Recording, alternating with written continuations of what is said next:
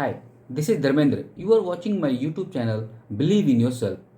आपने सोने की अंडे देने वाली मुर्गी की कहानी तो सुनी ही होगी, जिसमें एक दिन उसके मालिक ने सारे अंडे एक साथ पाने के लिए मुर्गी का पेट चीर दिया, पर उसे कुछ नहीं मिला। साथ ही वो मुर्गी भी मर गई जो उसे रोज सोने के अंडे देती थी। इस कहानी का सार था, हमें ज़्यादा लालच नहीं करना चाहिए। इसी कहानी को दूसरे परिप्रेक्ष्य में या फिर दूसरे प्रसंग में देखते हैं। किसी फैक्ट्री का प्रोडक्शन उसमें लगाई मशीनों पर निर्भर करता है। एक फैक्ट्री है और मांग अधिक बढ़ने पर फैक्ट्री का एक शिफ्ट बढ़ा दिया जाता है। प्रोडक्शन तो बढ़ गया, लेकिन प्रोडक्शन जिस वजह से है यानी मशीन्स, उसके प्रिवेंटिव मेंटेनेंस की तरफ किसी का ध्यान नहीं गया। समय के साथ उसका ब्रेकडाउन बढ़ता जाता है और एक समय ऐसा आता है कि फिर से फैक्ट्री का प्रोडक्शन पहले के स्तर पर आ जाता है, एक शिफ्ट बढ़ने के बावजूद भी। यहाँ फैक्ट्री के मालिक ने प्रोडक्शन पर ध्यान तो दिया, लेकिन प्रोडक्शन कैपेबिलिटी बढ़ाने वाली मशीनों पर नहीं, और ब्रेकडाउन बढ़ता गया।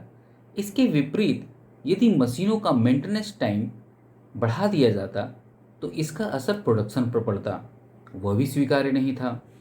इसीलिए हमें हमेशा ही प्रोडक्शन और प्रोडक्शन कैपेबिलिटी के बीच बैलेंस बनाकर रखना चाहिए। जैसा कि हमारा शरीर, यदि हम दिन रात काम करें और शरीर की ज़रूरत यानी आराम, एनर्जी और ज़रूरी न्यूट्रिशंस का ध्यान न रखें तो हमारा शरीर बीमार पड़ सकता है, जिसका असर हमारे काम पर पड़ेगा। इसके विपरीत यदि हम दिन रात केवल आराम ही करें तो हम अपने काम करने की क्षमता ही खो देते हैं। इसे एक और उदाहरण से समझते हैं। हम अपनी आय यानी इनकम के लिए अलग अलग तरह के काम करते हैं। कोई नौकरी करता है तो कोई व्यापार। हर व्यक्ति की धन अर्जित करने की क्षमता अलग अलग होती है। अगर हम इस धन अर्जित करने की क्षमता को बढ़ाने के लिए अपनी कार्य कौशल को बढ़ाने के लिए समय और धन का निवेश नहीं करते हैं तो हमारी एफिशिएंसी यानी दक्षता की बढ़ोतरी नहीं होती और हम अपनी कमाई को सीमित कर लेते हैं या उतना नहीं बढ़ता जितना होना चाहिए। इसके विपरीत यदि हम अलग अलग कार्य कौशल सीखते रहें और इसका उपयोग ही ना करें तो ये कौशल या स्किल भी व्यर्थ हो जाएंगे, जो समय और पैसे की बर्बादी होगी।